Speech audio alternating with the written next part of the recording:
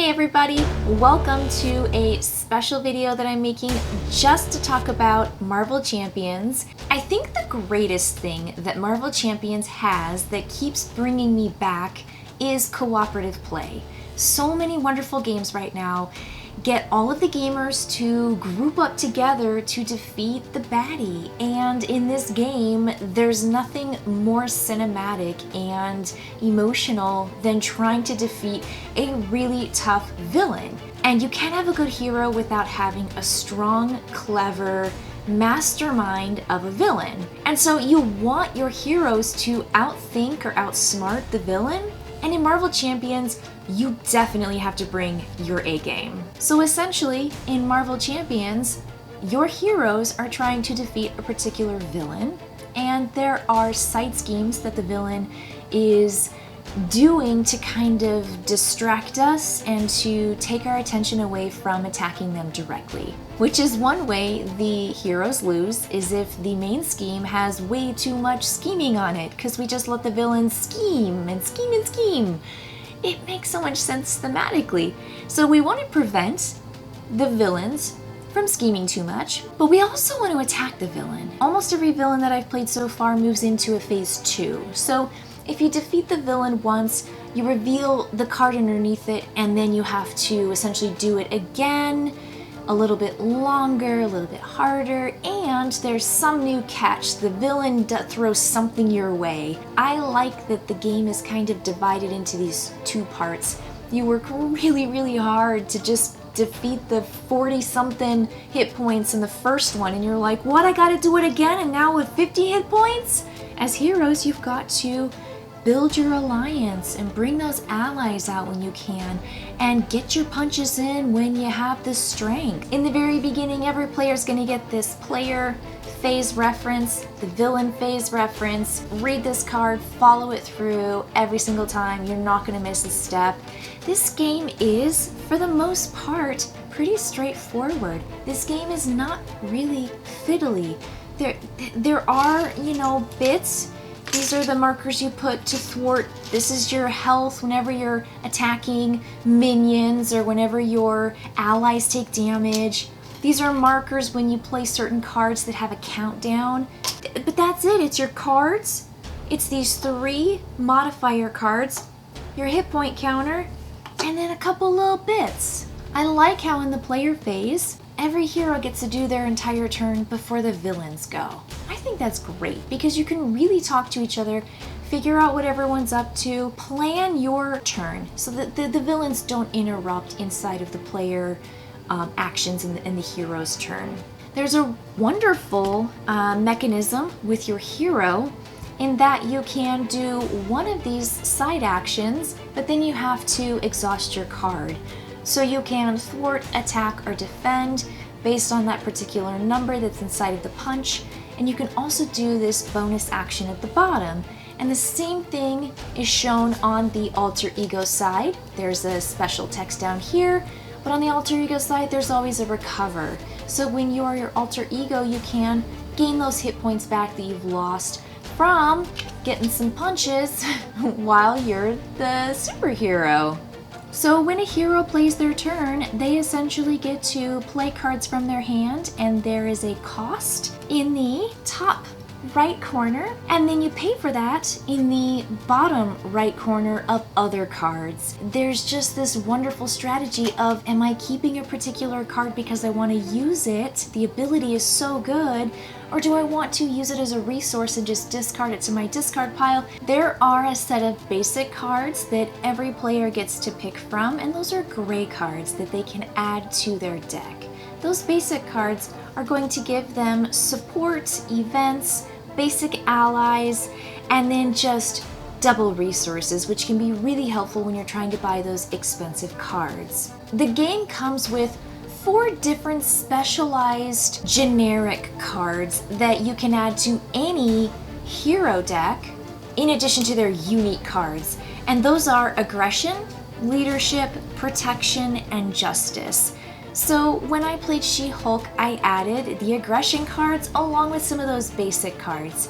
That kind of choice is what makes this game so dynamic. You can customize your deck. You can also, if you don't want to do that, you can use the starter deck cards and the information in the rule books that sets up every character for a balanced, well thought out combination of cards. The first time I played with a new player, he picked Spider-Man, and then we gave him the set starter deck for Spider-Man since it was his very first time. The second time we played with him, he played Spider-Man again and then customized his deck accordingly because he knew what the game was and he knew what to do. And I really like how both of those, the choice to build your deck or to use the starter deck, work really well, and it works great for beginning players. All of the heroes have a pretty unique gameplay and game style. Everyone has varying hand limit for their cards. They have different hit points, and so everything is just really specialized, and it makes you feel like you're playing a very unique character that is real, and you're constantly figuring out, well, should I stay on my hero side? Should I flip to my alter ego side? What are the benefits? Is it time for me to heal?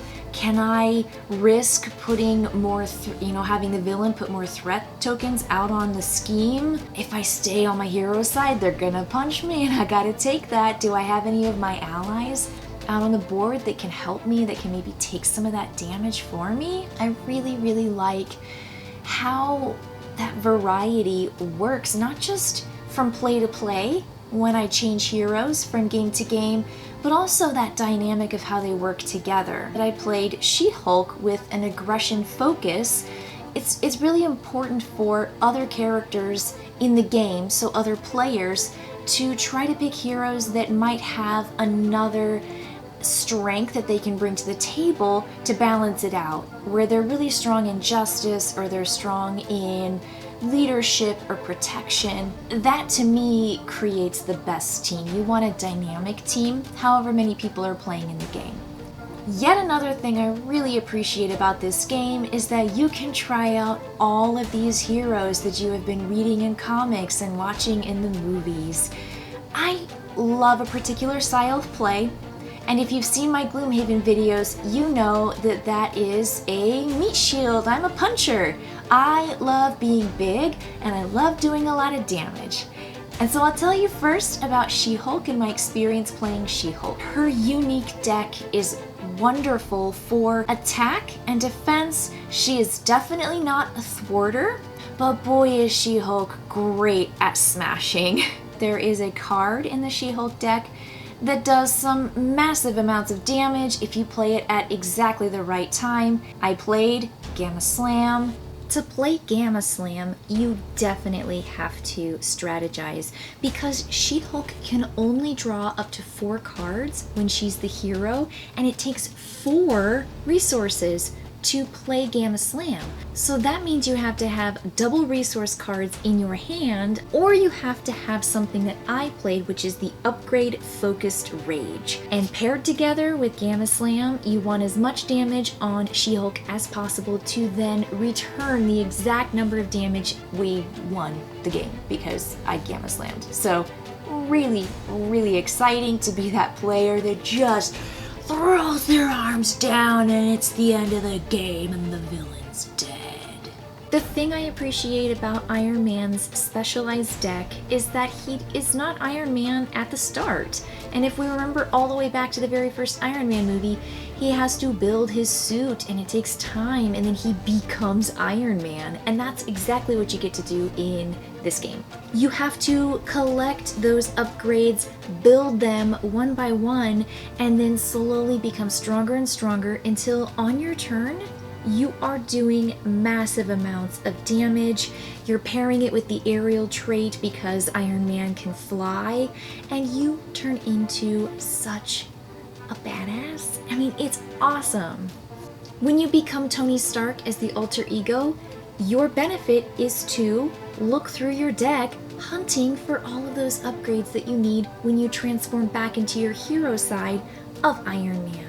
The awesome thing about Black Panther is that you use vibranium to actually create this awesome Black Panther outfit. Panther claws, energy daggers, tactical genius vibranium suit. And once you get those items put together, kind of like Iron Man, you're building your hero, you get to play a card that is called Wakanda Forever, and you get to resolve the special ability on every single upgrade that you have in front of you. So every time you play that Wakanda Forever, which there are multiple cards in that specialized deck, you get to do those things over and over and over again, and it's kind of like a super special turn. As a special ability, Black Panther has Retaliate, and I have used Retaliate with various characters to just an alarmingly powerful degree. Captain Marvel can fly, and when she flies, wow, her damage is crazy good. We all know that as a superhero, Captain Marvel is kind of the best. She's amazing, she's so powerful, and you really do feel that when you play her as a character. The alter ego of Carol Danvers lets any player draw one card. That's great. I think Captain Marvel is pretty balanced. She does great damage, but she also is a thwarter. She takes those threat markers off of the schemes in addition to doing some really, really great damage. I actually haven't played Spider-Man. I think Spider-Man is a great character, and the 2 or 3 times I've seen someone play Spider-Man, they have a blast. I think he's very strong, and I think he has some cards in here that make him just really supportive and effective at just the right moment. When you're attacked as Spider-Man, you get to draw an extra card. That's huge. If you get Aunt May out there, done. Aunt May's gonna heal you up even if you can't do the recover action on your alter ego side. So I think the next time I play, I am probably gonna play as Spider-Man. Captain America's super fun. I had a great time playing him because if you wield his shield in just the right way, you can whip that thing around and it's so fun. You get his shield out and then you do shield toss. So cool. Shield block. When you want to take damage, hold up his shield and that takes the damage instead. It's so thematically accurate. When you're Steve Rogers, you can always go and hunt for that shield and get it back. It's really great. You want to go back to your alter ego side so that you can heal up because you need to recover. But you also get to put allies out for a reduced cost, and so you're always putting out those allies. I use the Super Soldier Serum constantly, and it just saved my bacon every time. Captain America is thematically very fun, but it also makes sense, and he has such unique abilities that differ from the basic 5, and I think he's a wonderful addition to the characters. One of the reasons I was excited to get Captain America's deck is that his additional cards were leadership cards, and in those leadership cards was the ally Squirrel Girl, and I love Squirrel Girl. I read all of the comics, and she's just a wonderful character, and I think it's lovely that I get to see and play these amazingly empowering characters. I haven't played Thor yet, but I'm super excited to check out his deck and how it plays. He came with additional aggression cards, and so I think that he is an aggressor, which I'm really excited about. He's got his hammer, Mjolnir, and that's his super special weapon, kind of like Captain America's shield. You've got Thor's hammer. And so, again, I just love it, and I imagine it's gonna come swinging back to him because when he throws it in the movies, it comes whirling around and it goes straight to his hammer throw. There it is, right? Exhaust the hammer, deal 8 damage to an enemy, and return Mjolnir to your hand. This attack gains Overkill, and Overkill allows you to have your points of damage spill over from enemy to enemy to enemy. It doesn't all get absorbed into one particular enemy, which is a fantastic ability to have. While the villains in the basic set do increase in difficulty, I have to say that the first time we played Rhino, I think we misplayed it and won, so I kind of put an asterisk next to that. The second time we played Rhino correctly, we lost. Rhino overwhelmed us with threat tokens, and we could not respond quickly enough. Next we played Klaw, and Klaw was harder, and I really appreciated how the game just got more challenging. The more and more we get used to the system, the harder the system gets. Lastly, we played Ultron. If I'd bet money on it, I would have told you we would have lost. It was so challenging. We got overwhelmed with all of the drones that Ultron sends. It was a nail biter. I love that. I love it so much. And I love that I got to play with my friends and we got to win together. But I think I'm excited to jump into the 2 expansions. We've got Wrecking Crew that has 4 villains with 4 corresponding villain decks. I mean, listen to these names. Wrecker, Bulldozer, Pile Driver, Thunderball. These villain names are awesome. And then I also have the Green Goblin scenario pack. We got 2 scenarios and then modular sets. This game just keeps on going and growing. I love it. I really do. I love it. I love the table talk of like strategy, who's doing what, how can we help each other, because you can attack minions that are in front of other players. I love that. You know, you can assist each other, but it kind of just feels like an Avengers movie. Sometimes when you flip the cards and it's the villain's turn, things can get a little tricky when it comes to how many cards do you reveal. What do you do when you have these acceleration tokens? How many encounter cards get dealt out? Flipping the villain deck when you're trying to look for the corner to see if there's any extra damage that you take or any extra scheme that goes out. Just be careful. Like I said, our very first game we played Rhino wrong. We were not adding the card flip when you have the villain attack you to see if there's the extra damage. And so it can be a little tricky. The theme and the story is so strong in Marvel Champions that I have a great time playing it. It's just a really clean game, and I think it takes an hour and a half to play through. It never feels long, even if we are stretching into that hour and a half time. I will say that I have played with only 2 and 3 players, and I think that's just a wonderful number to play with. It will give you that feeling that you're looking for. It will give you that emotional cinematic experience. And again, you're playing with these recognizable heroes and allies and locations and villains that you just look forward to defeating. The more you get into the story and the theme and the feel of the Avengers, you will just embrace all of these characters and the way that they play. This game is great.